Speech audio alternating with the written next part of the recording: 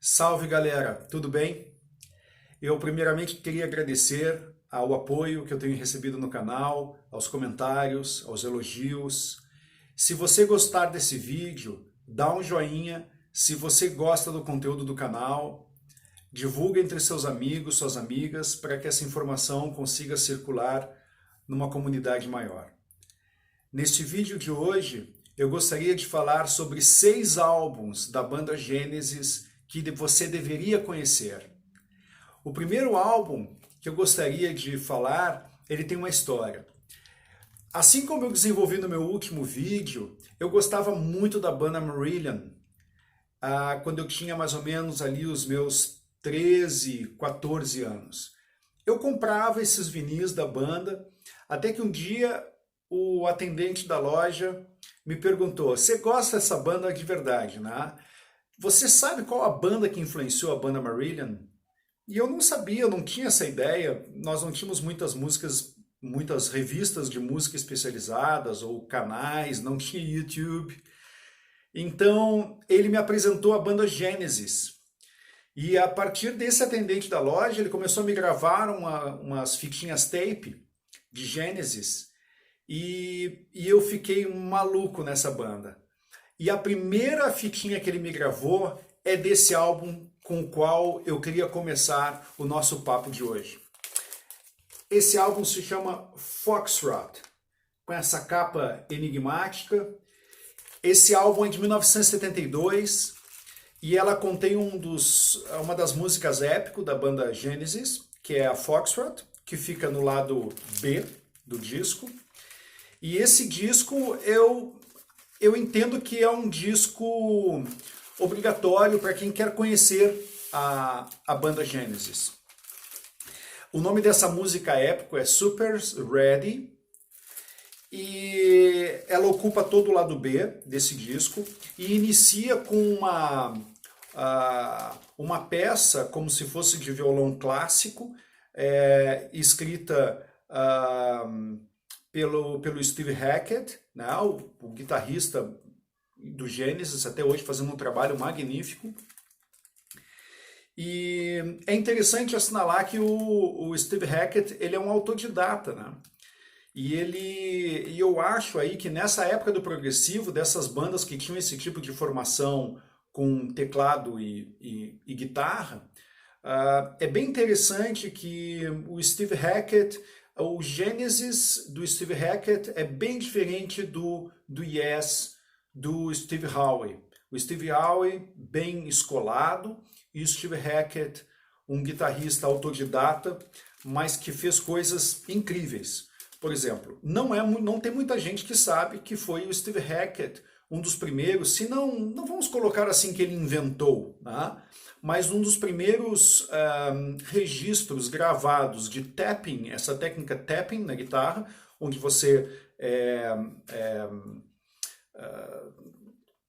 toca com a ponta dos dedos, né, tirando um som único, né, fazendo um solo na guitarra elétrica.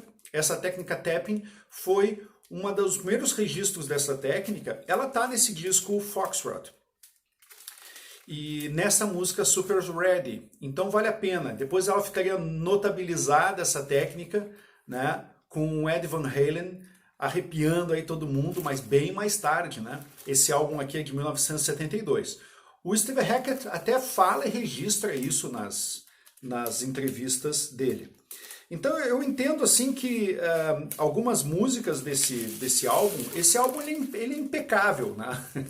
É um álbum muito bom para começar a entender a banda Genesis, o tipo de escrita deles, o tipo de performance deles, e todas as músicas são memoráveis.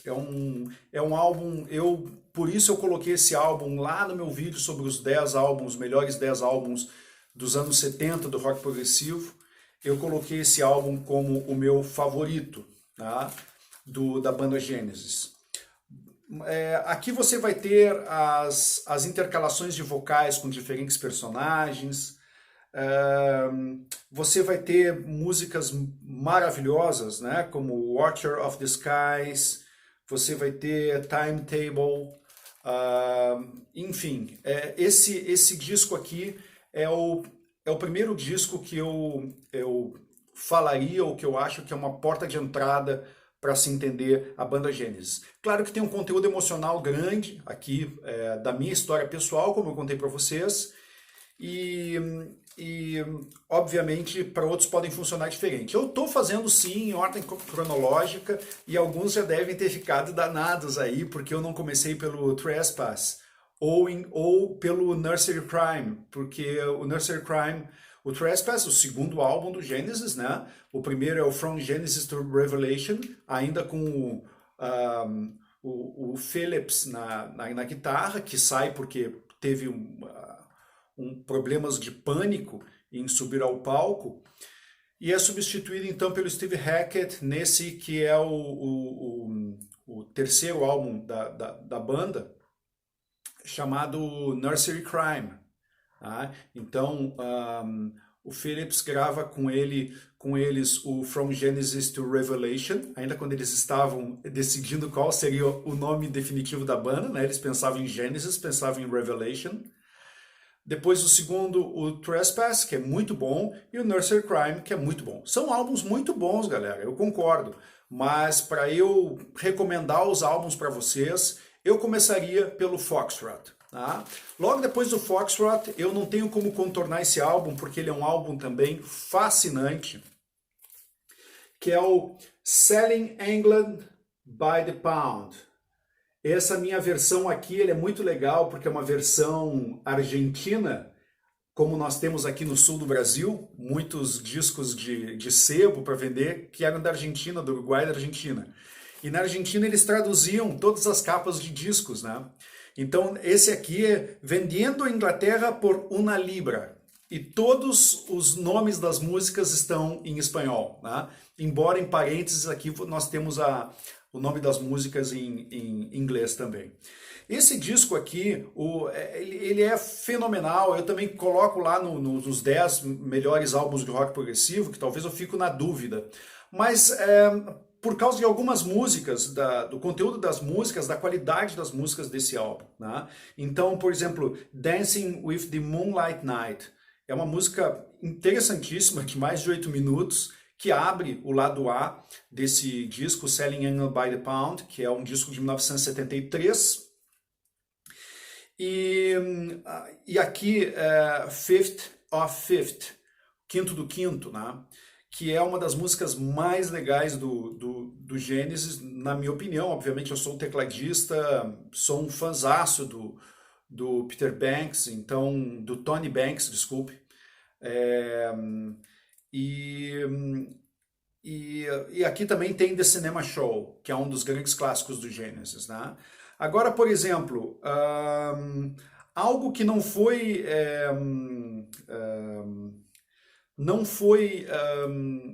divulgado na Inglaterra quando saiu o álbum, né?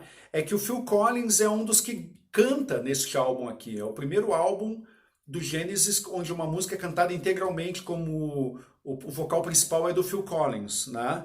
Que é More Fool Me. Eu não acho essa música tão legal. Eu sinceramente acho aqui que parece que o Phil Collins parece um gato miando, né? O Phil Collins, esse batera absolutamente extraordinário, esse vocalista absolutamente extraordinário, também compositor, mas o mais improvável dos improváveis popstars do mundo, né? Vocês vão concordar comigo, né? Ele era improvável, mas a gente pode falar um pouquinho mais ainda sobre isso ao longo do vídeo, tá? Então, aqui também a gente vai ter um dos maiores clássicos do Genesis, né? Que é a segunda do lado A, que é I Know What I Like and In Your Wardrobe, né? Realmente uma música bem conhecida, com um conteúdo um pouco mais que sempre marcou aquela influência Beatles, né?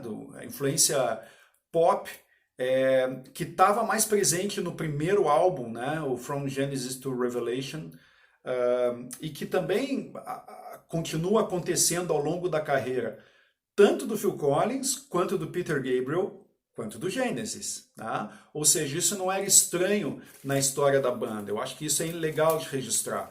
Mas esse aqui eu acho que é também um dos grandes álbuns do Genesis. e por isso que está nessa lista que eu estou apresentando, tá? O terceiro álbum que eu apresentaria para vocês é o álbum de despedida do Peter Gabriel.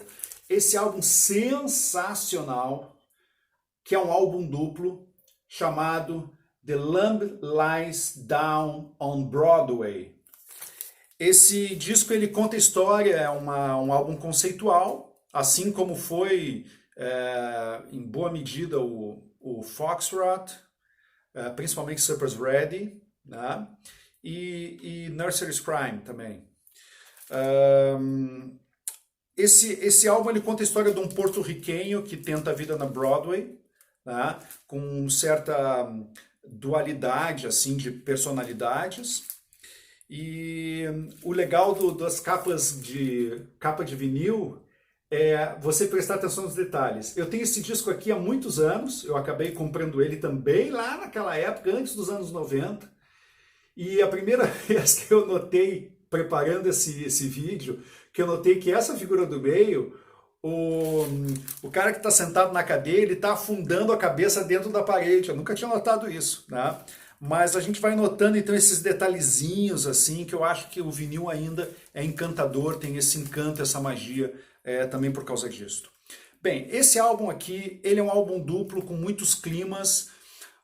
Existem aqui muitas histórias de fundo, obviamente em cada um dos álbuns. Aqui o Peter Gabriel aqui teve uma tragédia familiar que acontece durante a gravação desse álbum, tá?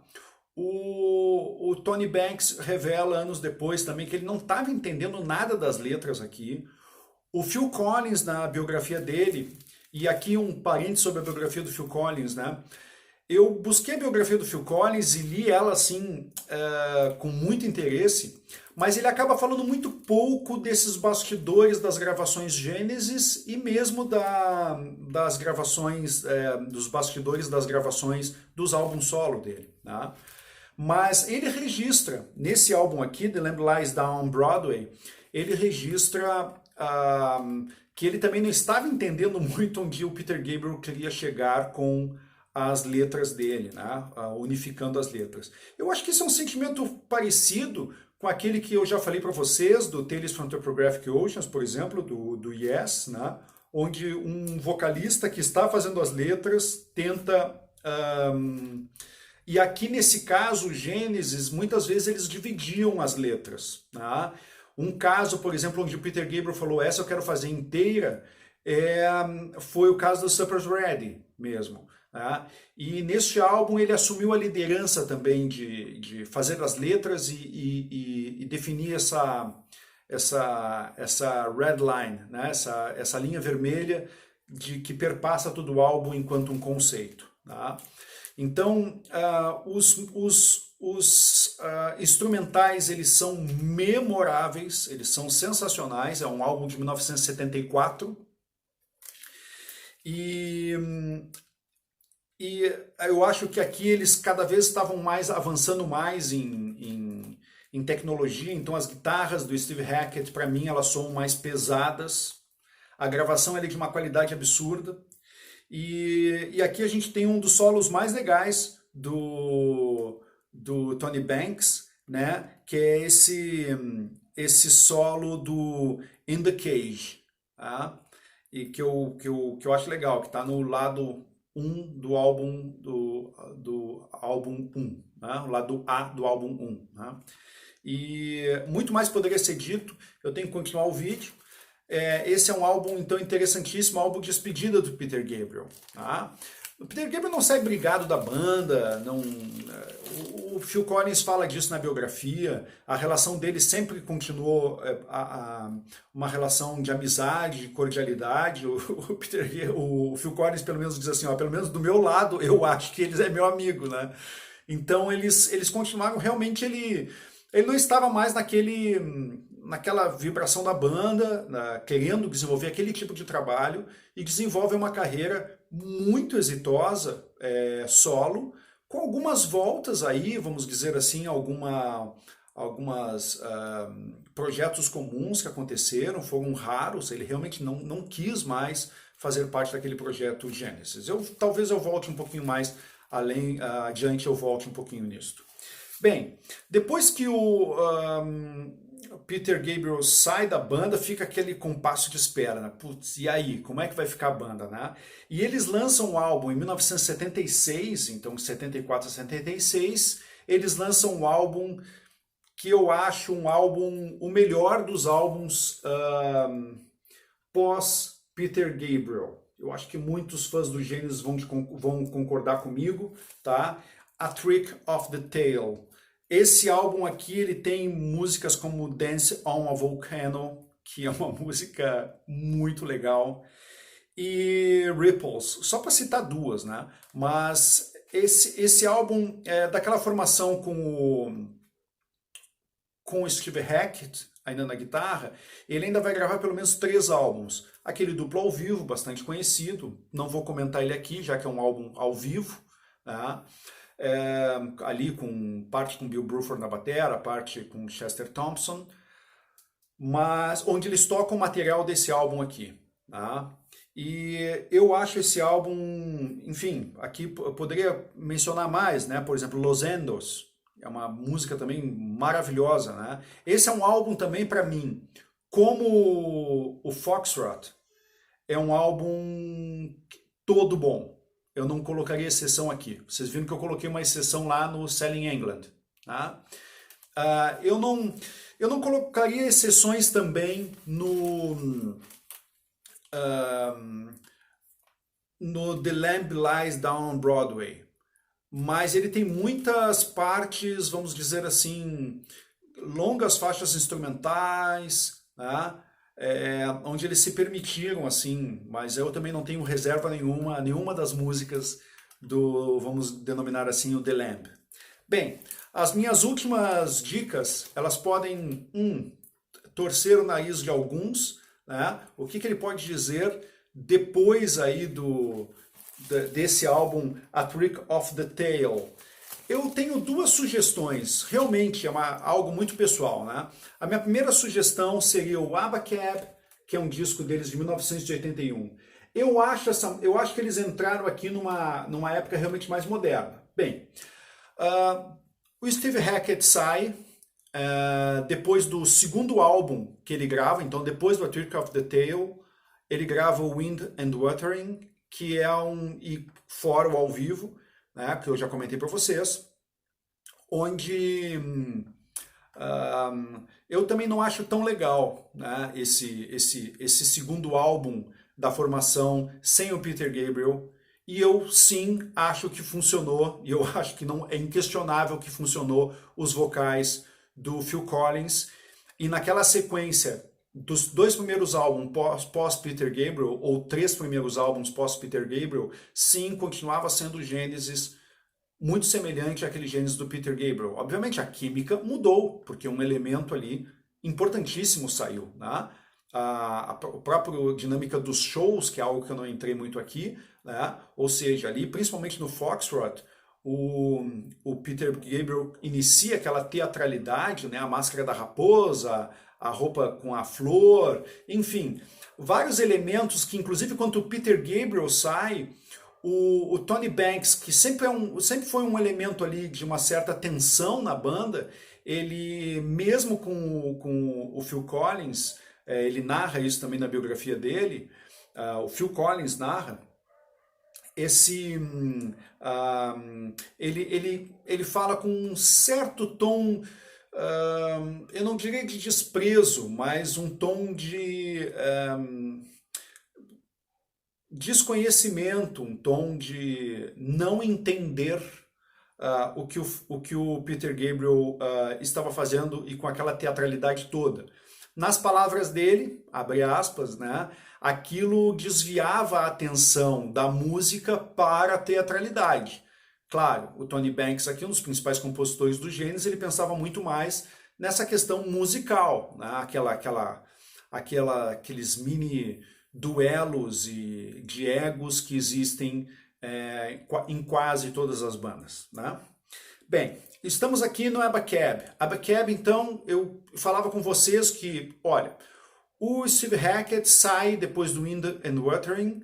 Essa quebra já foi uma quebra mais vamos dizer assim, com algum ressentimento, tá? É aquela história clássica que o Steve Hackett percebia ou alega que as composições dele não estavam entrando nos álbuns, as ideias dele, e ele realmente nunca mais tocou, embora tenha várias vezes insinuado, até hoje ele insinuava, até pouco tempo, até realmente o Phil Collins ficar numa situação física bastante limitante, o Steve Hackett ainda lançava indiretas para eles poderem fazer alguma tour. E é o Steve Hackett hoje que está levando essa chama do Gênesis progressivo, da época Peter Gabriel, da época Phil Collins, tá levando isso aceso, né, pelo mundo todo, gravando álbuns, fazendo shows, gravando DVDs, né, além dos trabalhos dele solo também, que eu gostaria até de falar, mas não vamos falar aqui, né, mas que são bastante um pouco instável, mas bastante na área progressiva, aí, em incursões em outros estilos, como blues. Mas quando ele sai da banda, então ficam os três, né? O Mike Rutherford, o Tony Banks e o Phil Collins. É interessante, eu acho que desta formação, é uma opinião muito pessoal, dessa formação, desde que reinicia essa formação, por exemplo, o Duke é um álbum que eu não gosto muito. O auto-intitulado Genesis, que é aquele que tem Mama, eu também não acho tão legal, opinião muito sincera, né? Mas esse aqui, o Abacab, eu acho bem legal. Eu acho que a música Abacab, ela traz os elementos do progressivo, e aqui a gente já tá, olha, é um álbum com capa nos 80, né? É um álbum com ombreiras, né? E mullets. Eles aqui começam a desenvolver uma influência também de black music, né? De música dançante, música para as pistas, mas absolutamente quem escuta, você sabe, eles não estavam querendo que isso aqui rolasse em pistas de dança, né? Porque músicas longas, por exemplo, como No Reply at All, né? Que é uma música com sopros e tudo mais. Aí o Gênesis realmente é um outro Gênesis, já não é aquele Gênesis com o Steve Hackett, mas é bem interessante esse álbum, né? Eu acho a gravação bem legal e os instrumentais bem legais. Bem, dessa fase também, eu gostaria de encerrar o vídeo de hoje com esse álbum aqui, que eu também acho bem legal. Eu não sei se é uma memória afetiva minha, mas eu seria capaz de dizer até que esse álbum de 1986, e que foi um álbum que fez um sucesso absurdo, e muito interessante nessa época estavam nos primeiros lugares das paradas e das vendas no Reino Unido, nos Estados Unidos, encostados, o Peter Gabriel com o Soul, com aquele grande sucesso Sledgehammer, que fez também um sucesso imenso no videoclipe para MTV, e esse álbum aqui, com algumas músicas que fizeram sucesso. Aqui pelo menos 3 músicas fizeram sucesso e levaram também clipes da MTV de bastante sucesso, né? Que é o Invisible Touch, Tonight, Tonight, Tonight e Land of Confusion, que são as 3 primeiras do lado A. É interessante aqui, pessoal, que assim, se vocês observarem, a primeira do lado B, ela também vai naquela linha das pistas de dança mais Gênesis, né? Muito bem feito, já com o Phil Collins com uma carreira bem estruturada solo. Agora, Domino, por exemplo, que é do lado B, e The Brazilian, interessante, né? The Brazilian, que é uma instrumental. Então há muito tempo que eles não faziam um som instrumental, completamente instrumental no álbum. São músicas muito interessantes e são certamente músicas progressivas, é um progressivo moderno, né? Eu diria que é um álbum que está num patamar muito semelhante ao 90.125 do Yes, né? Quando tem aquela volta do Yes. É um álbum de 1986 e que, sim, ele merece ser escutado, porque eu entendo que essa lista de 6 álbuns que eu fiz Se você escuta o Foxtrot e escuta o Invisible Talk, se você gosta de música, você vai gostar desses álbuns. Tá? Eu agradeço então a vocês pela participação, por ter curtido os meus vídeos. E galera, aguardem que vem muito mais coisa legal aí pela frente. Um grande abraço.